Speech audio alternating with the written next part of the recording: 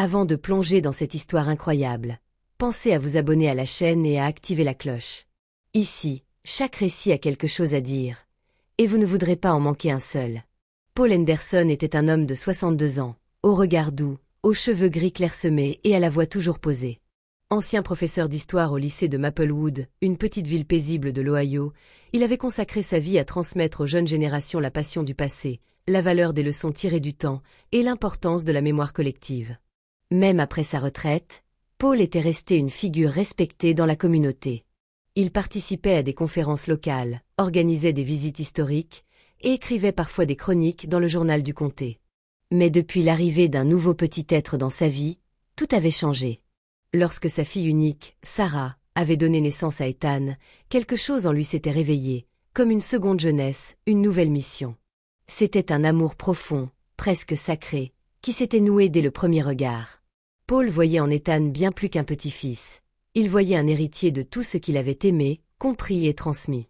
Chaque après-midi, après le déjeuner, Paul enfilait son vieux cardigan bleu marine, prenait un livre d'histoire ou parfois simplement un coussin, et sortait dans le jardin où une vieille balançoire grinçait doucement dans le vent. Là, sur le vieux banc en bois patiné par les années, il s'asseyait avec Ethan dans ses bras. Les saisons passaient, mais ce rituel demeurait. Parfois, il lui racontait des légendes américaines, des histoires de pionniers, ou les aventures de Harriet Tubman et de Martin Luther King. D'autres jours, il préférait fredonner de vieilles chansons de son enfance. You Are My Sunshine était la préférée d'Ethan, qui tapait joyeusement des mains à chaque refrain. Ce mardi-là, l'air était frais, parfumé de feuilles mortes et de souvenirs. Le soleil d'automne, doré et timide, traversait les branches d'un érable aux teintes orangées, projetant sur le sol des ombres tremblantes comme des tableaux vivants. Paul, le dos légèrement courbé, tenait Ethan contre sa poitrine. Le petit garçon, habillé d'un pull à capuche rayée, posait ses doigts sur le visage de son grand-père, curieux de chaque ride, chaque grain de peau. Paul lui chantait doucement une chanson qu'il n'avait pas fredonnée depuis des décennies, un vieux air que sa propre mère lui chantait lorsqu'il était enfant. Sa voix tremblait un peu, mais son cœur, à cet instant, était rempli de paix. Mais alors qu'il commençait un nouveau couplet, il sentit quelque chose d'étrange. Une sensation sourde, comme une pression trop forte, naquit dans sa poitrine. Ce n'était pas une douleur franche au début, mais plutôt un malaise, une gêne étouffante. Il pensa d'abord à un simple vertige dû à la fatigue ou au café du matin. Il essaya de repositionner Ethan, de se redresser légèrement pour respirer plus librement. Mais soudain, la douleur s'intensifia. Elle devint une brûlure aiguë qui irradia jusqu'à son bras gauche. Son cœur, déjà affaibli par une maladie qu'il avait toujours minimisée, même devant ses médecins, se mit à battre de façon irrégulière, rapide et désordonnée. Il cligna des yeux. Tout autour de lui semblait devenir flou, lointain. Le jardin se mit à tourner doucement, comme s'il entrait dans un rêve trop lourd. Il voulut appeler à l'aide, mais aucun son ne sortit de sa bouche. Son premier réflexe fut pour Ethan. Malgré la panique silencieuse qui montait, Paul resserra ses bras autour du bébé, instinctivement, comme pour le protéger d'une chute. Il tenta de se lever, mais ses jambes ne répondaient plus. Son souffle devint court, haché, comme s'il respirait à travers un tube étroit. Puis, il s'effondra. Tout son corps se plia sur lui-même, doucement mais lourdement, tel un chêne qui tombe.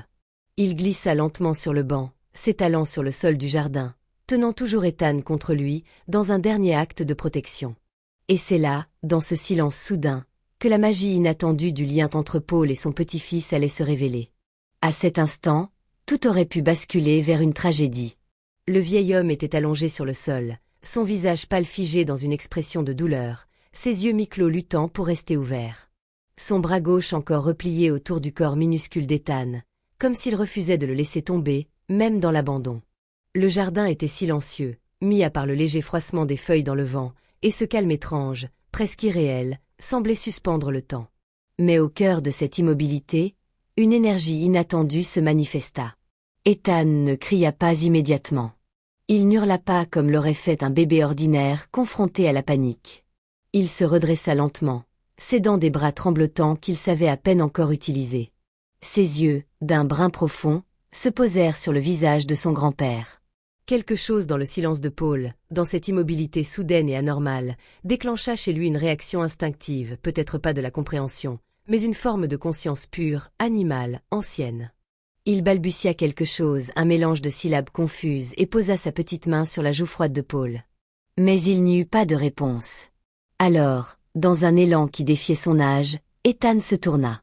Il avait vu tomber un objet, un rectangle noir, juste à côté du banc. Le téléphone. L'un de ces objets fascinants que son grand-père tenait souvent, et qui faisait parfois de la lumière, des sons, ou laissait entendre la voix de maman à travers l'écran. Rampant maladroitement sur le sol, les genoux éraflant la terre humide, il atteignit l'appareil. Ses petits doigts tremblaient, maladroits, mais déterminés. Il tapota l'écran, le fit pivoter, le lâcha, le reprit. Puis, dans ce chaos enfantin, sa main toucha accidentellement le bouton latéral. Une fois, 2 fois, 3 fois. Le téléphone vibra. L'écran s'illumina brièvement, clignotant, puis un message automatique s'afficha. Appel d'urgence, 911 en cours. Localisation envoyée. Ethan, bien sûr, ne comprenait rien à ce qu'il venait de déclencher. Mais l'univers, lui, semblait avoir conspiré pour faire de son geste une action salvatrice. En même temps, comme si son instinct se mettait soudain à hurler ce que les mots ne pouvaient dire, Ethan se mit à pleurer. Mais ce n'était pas un simple gazouillis de frustration ou un appel à manger, c'était un cri aigu, prolongé, douloureux, presque humain dans son intensité. Un cri qui transperça le calme du jardin comme une alarme dans la nuit. À quelques maisons de là, une silhouette penchée sur un parterre de tulipes redressa soudain la tête. Mrs. Eleanor Thompson, une femme dans la soixantaine au tempérament maternel et à l'ouïe fine, connaissait bien les voix du quartier. Et ce cri, elle ne l'avait jamais entendu. C'était la détresse pure. Elle se redressa, balaya l'horizon du regard, et aperçut dans le jardin des Henderson une scène qui la glaça. Le vieux Paul, étendu, inerte, et le petit Ethan, recroquevillé contre lui, le téléphone à la main. Sans perdre une seconde, elle laissa tomber ses gants de jardinage et traversa la clôture blanche à pas rapides. Arrivée près du banc, elle s'agenouilla aussitôt, vérifia le pouls de Paul faible, mais présent, puis prit le téléphone qu'Ethan tenait encore maladroitement. La voix d'un opérateur du 911 se faisait entendre, grésillante. « Bonjour, ici les services d'urgence. Nous avons reçu un appel automatique. Localisation GPS détectée. Y a-t-il quelqu'un à proximité? » Oui, cria Mrs. Thompson, haletante. Il a fait un malaise. Il respire à peine. C'est Paul Henderson. Il est allongé dans son jardin. Il faut envoyer une ambulance immédiatement. Pendant qu'elle parlait, Ethan, toujours blotti contre son grand-père, avait cessé de pleurer. Comme s'il savait qu'il avait accompli ce qu'il fallait. Ses yeux restaient fixés sur le visage de Paul, et il murmurait faiblement. « Pas. Pas. » Ce murmure, frêle mais tenace, fut comme un souffle de vie dans le silence. Les secours arrivèrent en quelques minutes, bien plus vite qu'on ne l'aurait cru possible dans cette petite ville tranquille de l'Ohio. L'ambulance au gyrophare allumé fendit la rue bordée d'érables aux feuilles rougies par l'automne, tandis que les voisins, alertés par les cris de Mrs. Thompson et le tumulte inhabituel, sortaient timidement de leur maison, inquiets et silencieux. L'équipe médicale, menée par un urgentiste expérimenté nommé Jake Miller, débarqua avec une précision professionnelle mais aussi avec une humanité palpable. 2 ambulanciers s'emparèrent immédiatement de Paul, le soulevant avec précaution pour ne pas aggraver sa condition, tandis que Jake vérifiait son pouls et ses signes vitaux. Sur le sol humide du jardin, Ethan restait assis, immobile, tenant la main de son grand-père avec une douceur presque surnaturelle. Ce petit point minuscule semblait vouloir ancrer Paul à la vie, transmettre une force invisible, une promesse muette de ne pas l'abandonner. Les ambulanciers échangèrent un regard surpris, émus par ce geste d'un bébé envers un homme en détresse. Dans l'ambulance, alors que les sirènes retentissaient à nouveau, l'équipe se mit au travail sans perdre une seconde. Jake entreprit un massage cardiaque efficace, appuyant fermement mais avec maîtrise sur la poitrine de Paul, tandis qu'une infirmière lui administrait un médicament destiné à relancer le rythme cardiaque. Le bourdonnement des machines portables se mêlait au souffle précipité des intervenants. « On tient bon, Paul. »« Tiens bon, » murmurait Jake, ses yeux plongés dans ceux de l'homme âgé, cherchant à capter le moindre signe de conscience. Pendant ce temps, Ethan restait blotti dans les bras d'un des ambulanciers, son regard innocent mais curieux fixant chaque mouvement. Par moments, il tentait de tendre la main vers son grand-père, comme s'il comprenait, à sa façon, que le combat pour la vie était en cours. À l'hôpital régional de Maplewood, Paul fut immédiatement pris en charge par une équipe de cardiologues. Les machines clignotaient, les moniteurs bipaient, et un sentiment d'urgence emplissait les couloirs blancs et aseptisés.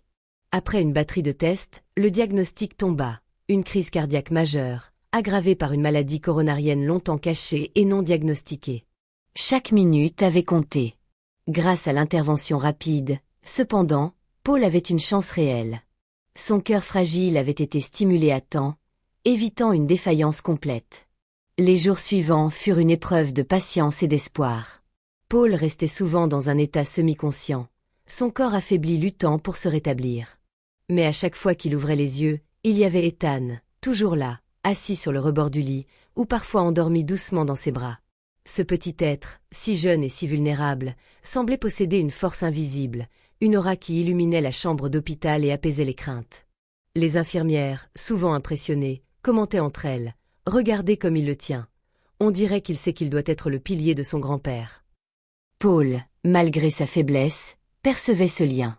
Parfois, il ouvrait les yeux juste assez pour voir ce visage innocent, et un sourire fatigué illuminait son visage. Ce sourire était chargé d'une gratitude immense, mais aussi d'une émotion profonde, d'un amour qui transcendait la maladie et la douleur. Dans ces instants suspendus, l'histoire d'un grand-père et de son petit-fils prenait une dimension presque sacrée, un témoignage bouleversant de la force des liens familiaux, de la fragilité de la vie, et de la puissance d'un amour capable de changer le cours du destin. Le rétablissement de Paul fut lent, parfois éprouvant, mais toujours régulier. Chaque jour apportait son lot de petites victoires, un souffle retrouvé, un pas de plus vers l'autonomie, un sourire retrouvé malgré la fatigue. La convalescence, parfois parsemée d'inquiétude, était néanmoins éclairée par la présence constante d'Ethan, dont la simple proximité semblait insuffler une énergie nouvelle dans le corps fatigué de son grand-père. Lorsque Paul revint enfin à la maison, ce fut comme un retour triomphal dans le cœur de la communauté. Le bouche à oreille avait fait son œuvre. Le récit du bébé héros, ce petit garçon d'1 an et demi dont l'instinct avait déclenché l'appel au secours, avait conquis tous les habitants de Maplewood. Les voisins, anciens et nouveaux, affluaient spontanément, apportant plats faits maison, fleurs fraîches, et surtout un soutien chaleureux, une présence rassurante qui enveloppait la maison d'une atmosphère douce et protectrice. Les médias locaux ne tardèrent pas à s'emparer de l'histoire. Des journalistes vinrent interviewer Paul, Ethan, et même Mrs. Thompson, la voisine attentive qui avait entendu les pleurs et donné l'alerte. On parla du « bébé héros », un surnom affectueux qui fit le tour de la région, gravant cette histoire dans la mémoire collective comme un miracle de la vie quotidienne. Les articles et les reportages se multiplièrent, souvent teintés d'émerveillement, d'émotion, et de cette foi retrouvée dans la force de l'amour familial. Pourtant, malgré cette attention soudaine, Paul resta humble, toujours prompt à rappeler que ce n'était pas seulement Ethan qui avait sauvé sa vie, mais le lien profond, indestructible, tissé entre eux. Un lien qui allait bien au-delà des mots, un amour ancestral et puissant, un fil invisible qui avait guidé ce petit être à poser les doigts sur ce téléphone, à éveiller les secours, à donner à Paul une seconde chance. Quelques mois plus tard, invité à donner une conférence dans son ancien lycée, Paul retrouva sa place de professeur, mais cette fois avec une histoire poignante à partager. Face à une assemblée attentive d'élèves et de collègues, il raconta l'épreuve qu'il avait traversée. Il parla des moments sombres, du danger qui guettait à chaque battement de son cœur fragile. Puis, avec une voix douce mais ferme, il expliqua comment parfois, dans les instants où l'on croit tout perdu, ce sont les gestes les plus simples, les plus petits actes d'innocence, qui peuvent changer le cours d'une vie. Il conclut son discours par ces mots, qui résonnèrent longtemps dans la salle. Ethan m'a rappelé que l'amour est la plus puissante des forces. Et que, parfois, ce sont les plus innocents qui accomplissent les plus grands miracles. Aujourd'hui, la vie a repris son cours. Paul et Ethan continuent de partager leurs après-midi dans le jardin, sous le même vieux banc, au milieu des feuilles d'automne ou des rayons doux du printemps. Mais il y a désormais une gratitude plus profonde dans chaque regard, un respect silencieux pour ce cadeau inestimable. Une seconde chance, un miracle inattendu né au bout des doigts d'un bébé. Le petit garçon grandit, entouré d'un amour immense, porté par la force de ce lien unique. Et Paul, chaque jour, savoure cette présence, ce souffle, ce miracle vivant qui lui rappelle, sans cesse, que la vie est précieuse, fragile, mais surtout pleine d'espoir.